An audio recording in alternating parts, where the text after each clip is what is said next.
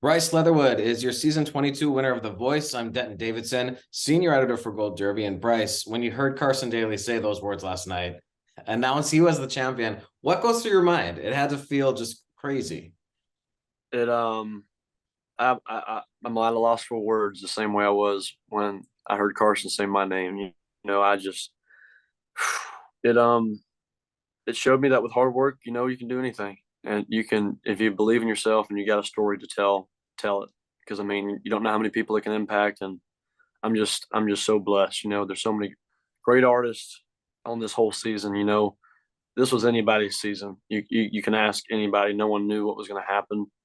And there was a lot of big shocking moments. There was a lot of incredible performances from everybody. And um, to call myself the winner, I also got to look back at all the people who were here before me and who had gone home, and this is all for them. So I'm here to represent everyone who was on season 22 of The Voice and to represent them in the best light I can. What happened after the announcement? Because as viewers at home, we get cut off, so we don't get to see the party or whatever you're doing. What do you do after everyone leaves the stage? What was your night like? Oh, well, the first thing I did was hug my family. They were there in the audience last night, so I hugged them, and I spent some time with them back at the hotel, and with all the castmates. Everybody was congratulating me, and I was congratulating everybody else because I mean, top five, everybody wins, and everybody was so happy, and I was just very very joyful, just very taken aback by it. Of course, my phone, I had to turn it off because it was crazy. So the first thing I did was just be with my family and thank them for all the support and everything they've done for me for my whole life. Does it sort of sink in that first moment where you're by yourself the first time? Was like, what was that like, just to be alone and finally have that moment to be like, wow, I can't believe this happened? Well, that was a big reason why I'm running off for 2 hours of sleep. Bed like I couldn't fall asleep. I was so excited and just and just thrilled to call myself the winner. And look, I watched all the performances that I had done throughout the season, and how much work I put in.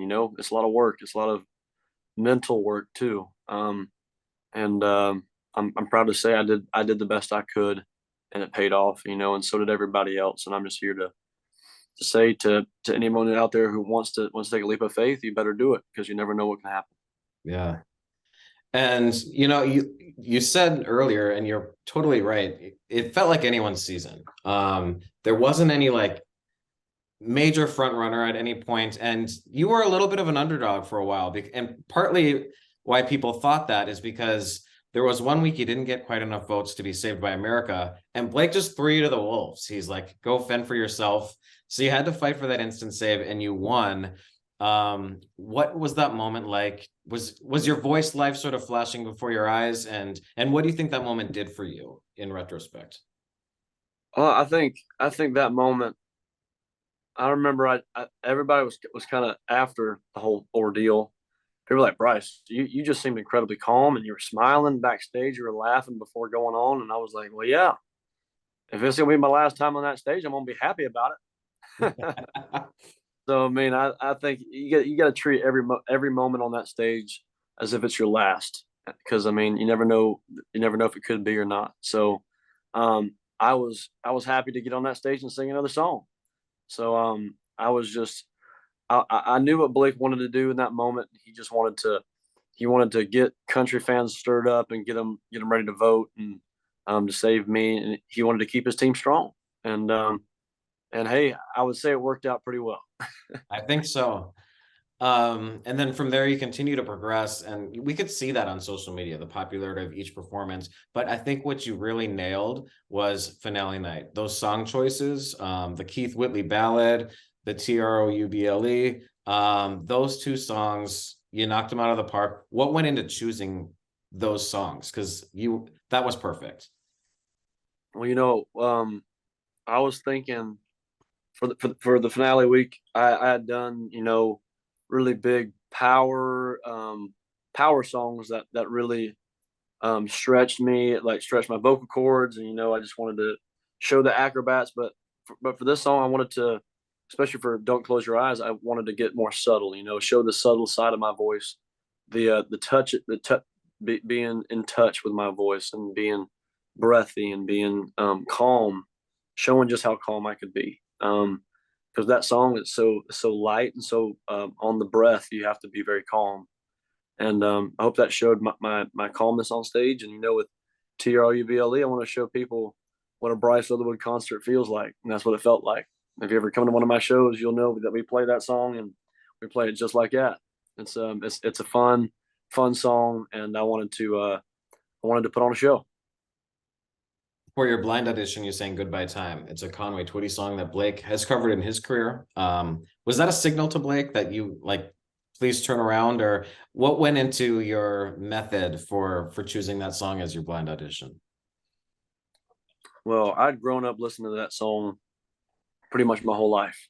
And Conway Twitty is an incredible artist, but I wanted to also sing a song by a coach. I think the challenge of that was a good idea, because if you're gonna come out here on The Voice, you better go big or go home. So I wanted to come out here with my biggest song that I knew, the most powerful song that I knew, and sing that. And our artists are often asked, it's like, man, what do you do? Do you save these songs, or do I put the song in my pocket, or do I save it? And everybody's like, well, you really don't have time. If you believe this is your most powerful song, you better sing it, because you never know if it's your last moment on stage. So yeah, I chose to sing Goodbye Time because it was my most powerful and big song that I had in my arsenal. Do you know what you would have done if Blake didn't turn around, or if someone blocked him? Who would you have gone with?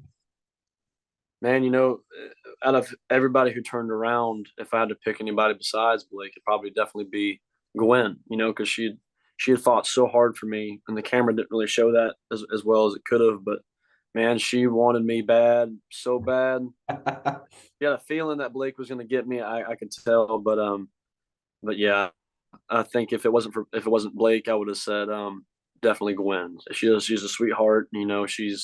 She's learning a lot from Blake, and it was so cool to see them together this season. What's life like behind the scenes of this show for weeks? I mean, this is a grind. You're there for weeks. How close are you getting to these other artists, and how much time are you spending together? We're all family, because we're so busy all the time. We're so wrapped around our schedules and getting everything ready and prepared for each and every Monday and Tuesday. So we rely on each other to be the best we can, and to take the stress out of the way, and just be comrades and just have a good time. There's no competition. It's just be family. We're a big family out here. Last question. You're heading off back to Georgia or Nashville or wherever you want to start your career. Who's your dream duet partner? Not affiliated with The Voice. Speak it into existence. A dream duet partner would be definitely Carrie Underwood, Bryce Leatherwood and Carrie Underwood. That'd be a cool show. That sounds about right. Bryce Leatherwood, congratulations once again on winning season 22 of The Voice, and best of luck to you moving forward. And thanks for chatting with Gold Derby today. Thank you, man. Be good. Be safe. God bless.